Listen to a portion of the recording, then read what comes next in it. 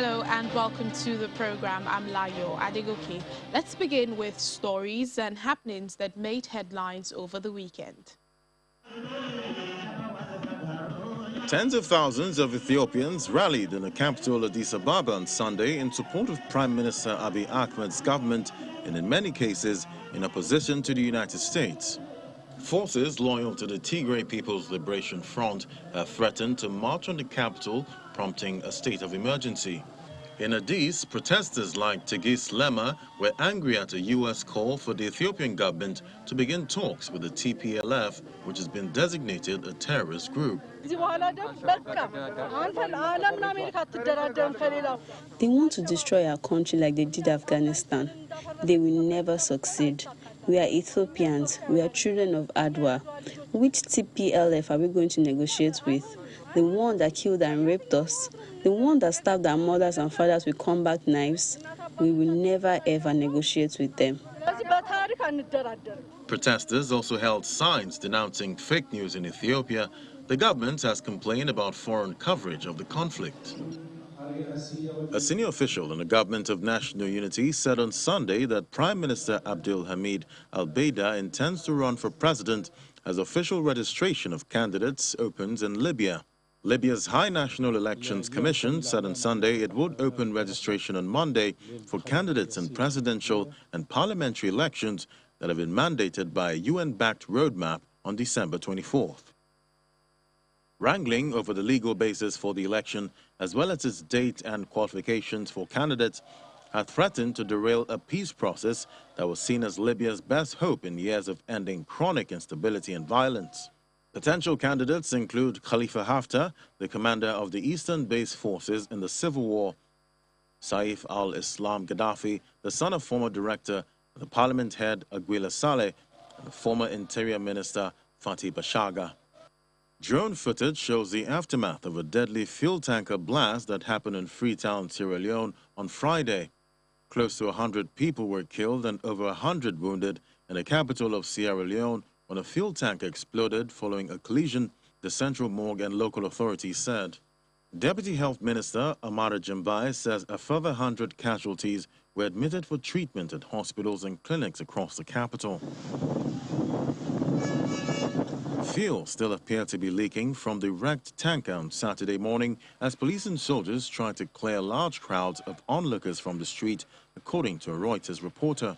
Charred corpses and burned-out shells of several cars and motorbikes dotted the road in the eastern Freetown suburb of Wellington, where hundreds had gathered. Accidents with tanker trucks in sub-Saharan Africa have previously killed scores of people who gathered at the site to collect spilled fuel and were hit by secondary blasts. To our main stories for today, Ethiopia's Prime Minister Abiy Ahmed is urging citizens to move forward in unity as the conflict in the north continues. He says the country is being tested on many fronts but had been strengthened.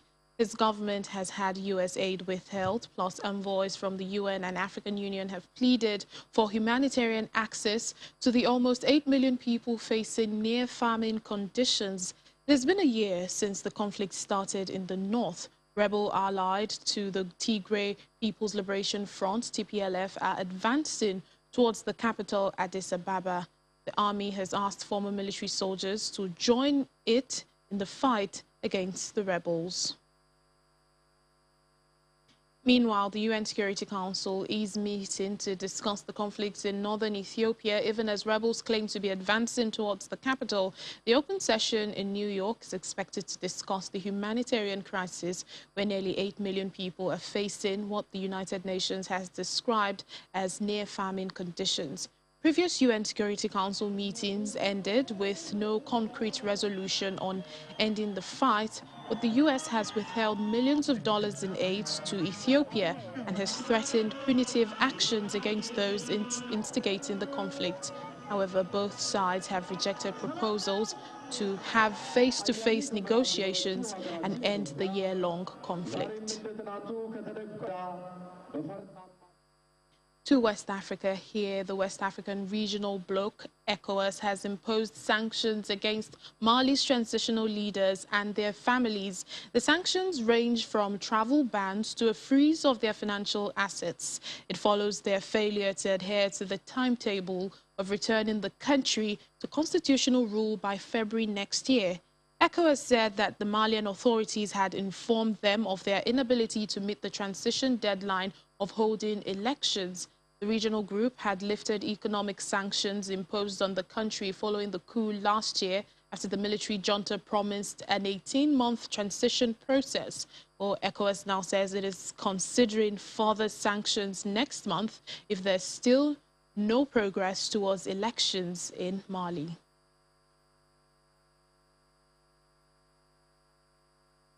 Let's get more on this story. Joining us now is Dr. Okwe Okwala, an African Affairs analyst, for more discussions on this. Thank you for your time on the program. It's always my pleasure.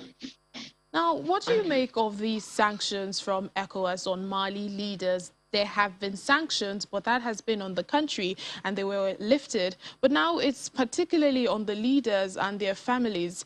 Do you think this would be effective? Well, you know, in our own part of the world, it's very difficult for people who have tasted power to give it up easily.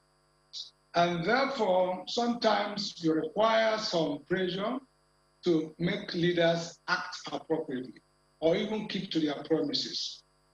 I believe that targeted function is more effective than general sanctions on the country.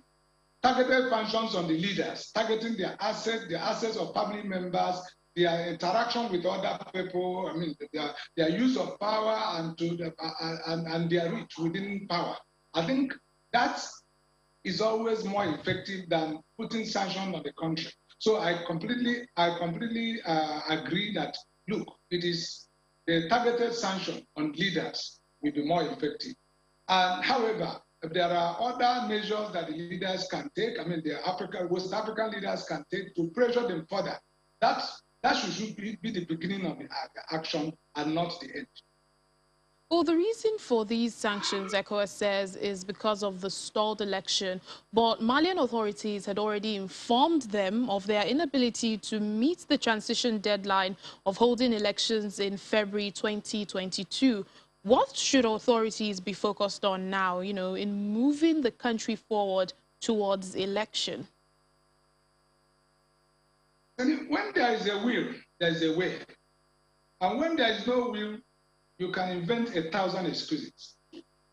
We are in Nigeria. We remember that Abu Salam Abubakar, in a country as vast and as diverse as Nigeria, was able to handle transition within 9 months. Within 9 months, nearly 1 year, before it would be less than 1 year.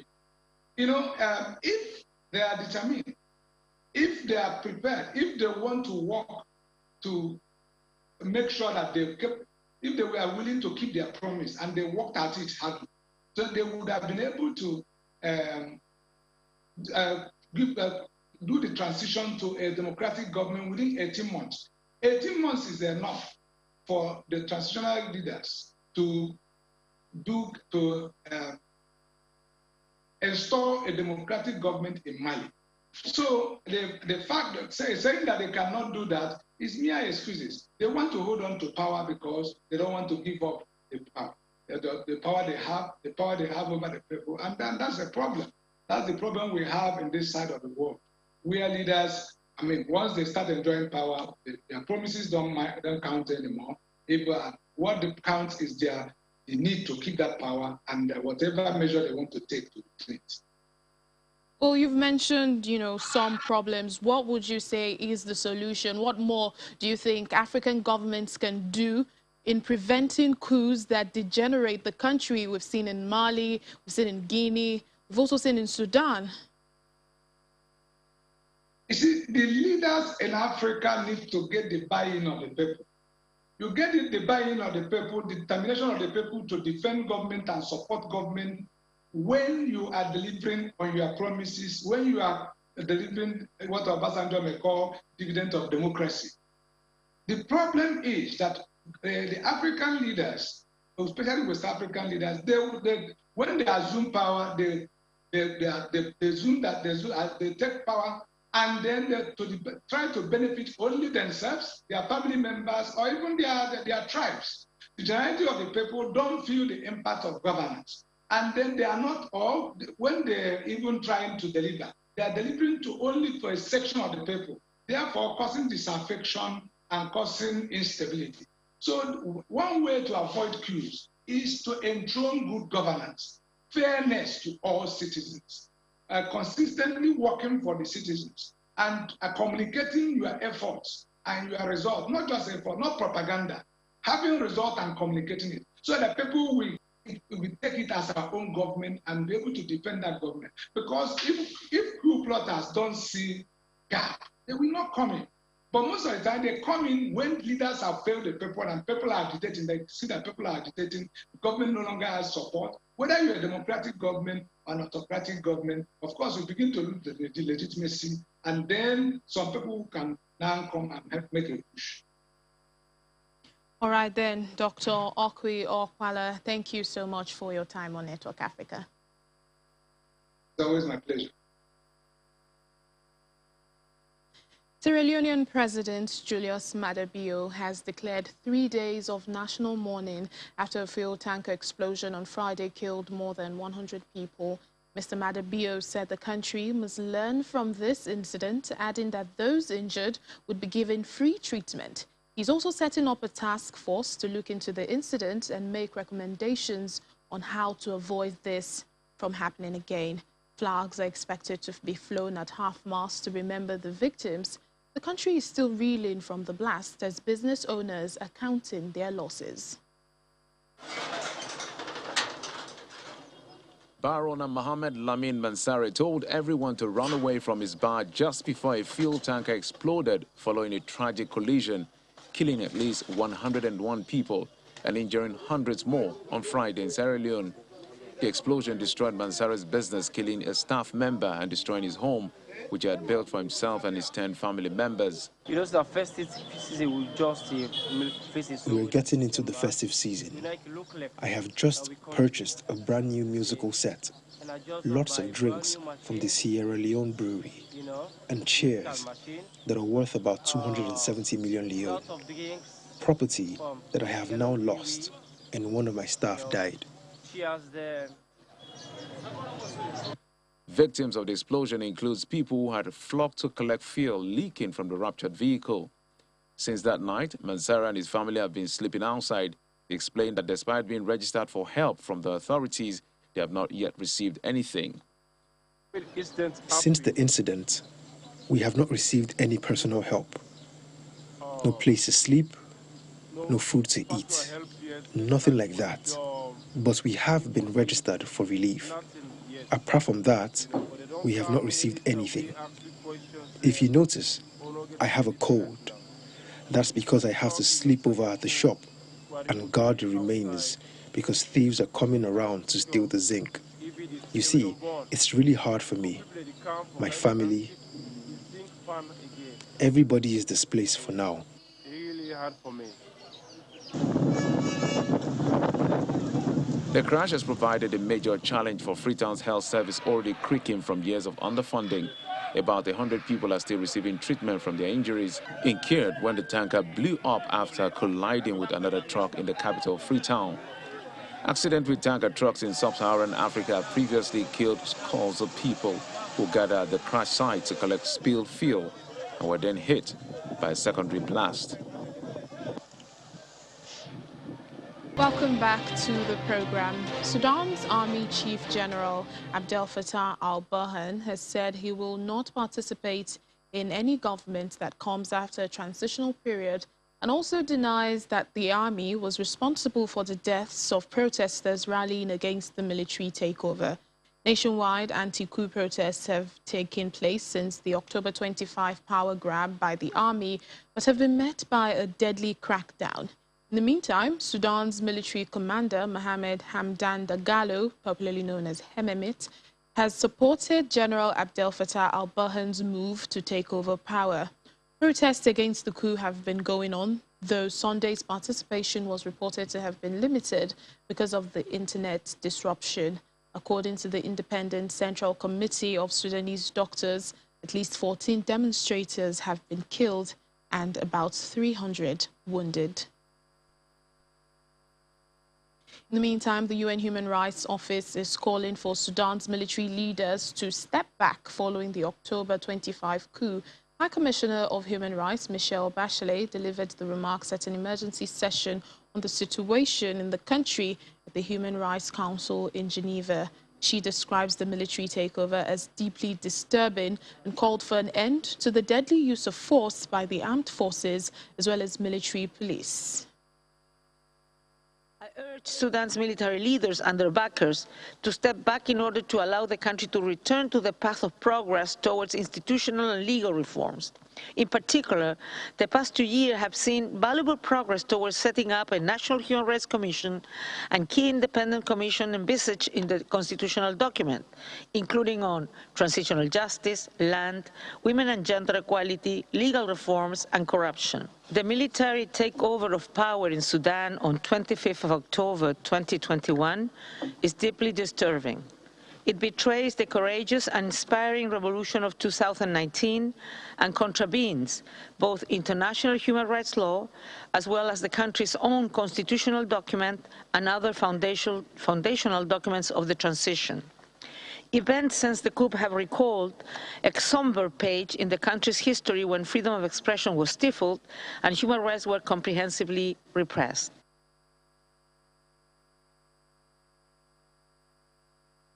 A South African whistleblower who testified at a state inquiry into massive corruption allegations has left the country fearing for his life. Athol Williams says if he remains at home, there's a good chance he'd be silenced, and so he left. Mr. Williams named 39 people and companies involved in the scandal. A public inquiry investigating corruption during the presidency of Jacob Zuma has heard from multiple witnesses. The Zondo Commission, that's named after the judge chairing the inquiry, was set up in 2018 to investigate allegations of corruption and fraud in the public sector, including in government institutions. Zuma was convicted of contempt for refusing to appear before the commission. He was jailed but then freed on medical parole. He faces numerous charges of corruption, which he denies. South African officials say Olympic athlete Oscar Pistorius may soon meet the parents of his murdered girlfriend Reeva Steenkamp as part of the process leading to parole being considered. He is eligible for possible release after having served half his sentence, but he first has to take part in what is called restorative justice that's aimed at healing the victim's wounds and restore offenders to law-abiding citizens, while requiring offenders to take responsibility for their actions and for the harm they have caused. Mr. Pistorius shot Reeva Steenkamp dead in 2013, saying he mistook her for a burglar. The 34-year-old fired 4 times through a locked toilet door at his home in the capital, Pretoria. In 2014, at the conclusion of a trial that was followed around the world, he was given a 5-year term for manslaughter. But Pistorius was found guilty of murder on appeal in 2015, and the sentence was later increased to 13 years and 5 months. Former Congolese Prime Minister Augustin Matata Ponyo is standing trial with 2 other men accused of embezzling $205 million from a farming project. This case centers around a project in the town of Bukaganlonzo, where a huge agro-industrial park was supposed to boost business and farming. However, the former Prime Minister says he is innocent. The 2 other men in the case are Africom Commodities Manager Christo Grobler, whose company was contracted to deliver the project, and the former Deputy Finance Minister Patrice Kitebi, who's accused of waiving taxes for the contractor. The Democratic Republic of Congo is said to be among the world's most food insecure countries, with some 2 million people without access to reliable and nutritious food sources. At least 25 bodies have been retrieved after a gold mine collapsed in southern Niger on Sunday. Reports say rescue workers and local volunteers are using their bare hands and simple tools to dig into the earth and save the lives of dozens more young men still trapped underground at the site in Kondago village. Witnesses say their efforts are being hampered by a lack of equipment in this remote part of the country. It's not yet clear what caused the mine to collapse, but since the discovery of gold in the Maradi region earlier this year, hundreds of people have been rushing to the area in the hopes of making money. This is the second time one of Maradi's mines has collapsed. The last one left at least 8 people dead. Oh, it's been 1 week since a 21-story building collapsed on Gerrard Road in the Ikoyi area of Lagos State here in Nigeria. At the moment, search and rescue is said to be winding down at the site. Over 40 people have died after the building came crashing down on Monday, 1st of November. Our correspondent, Chris Elems, gave us this update earlier. 3 of them working there at the moment, and of course the debris are also being carted away using with trucks, you know. So they come in intermittently, they just come, cut the debris away. No major recovery has occurred today, no rescue, no recovery. But the official figure still stands at 44 deaths and 15 rescues. We hope that by the end of the, some of them have been asked to go to the IDH to see if they can actually identify the bodies of their loved ones.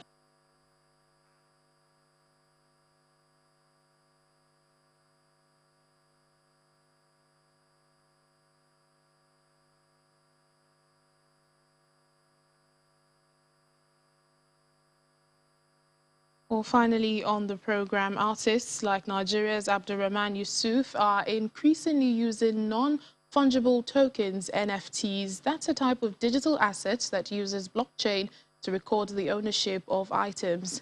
With NFTs, the buyer has the status of being the official owner. It's kind of a digital bragging right. Their roaring popularity has baffled many, but the explosive growth shows no sign of abating.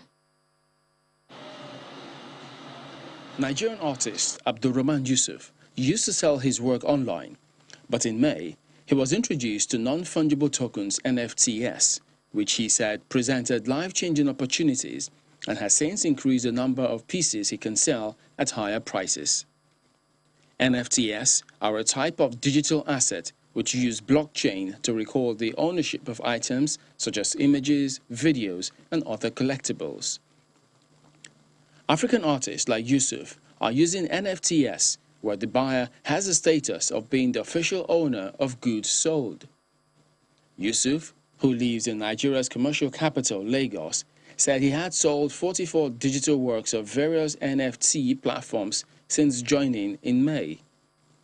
People don't look at art like this before in Nigeria. You know, people really do not care about art.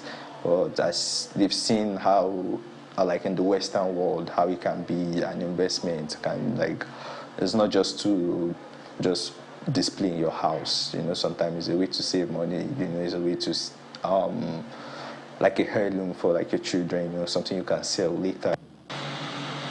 The growing influence of NFTs took center stage at the 4-day annual Art X Lagos, West Africa's premier international art fair. Yusuf, whose work is partly inspired by pop culture and fashion, sold one piece at the fair but did not reveal the price. His most expensive piece before the fair cost 2.2 Ethereum. NFTs are now bringing in a formidable opportunity for these artists to commercialize their work. They're able to secure their work on the blockchain. They're able to attach smart contracts to their work, which govern the ways in which the works are sold and resold. While the lamplight beamed on NFT works, guests at the fair appreciated traditional works of various galleries and artists present. I think people still want to be able to come here and see things like this. And generally, the way I've heard people talk about NFT, they want to have it as an asset rather than something they want to be seeing. For Yusuf, who also prints and sells his digital works, NFT is a rewarding opportunity for every artist. And that's it on the program today. Thank you for watching. I'm Layo Adegoke.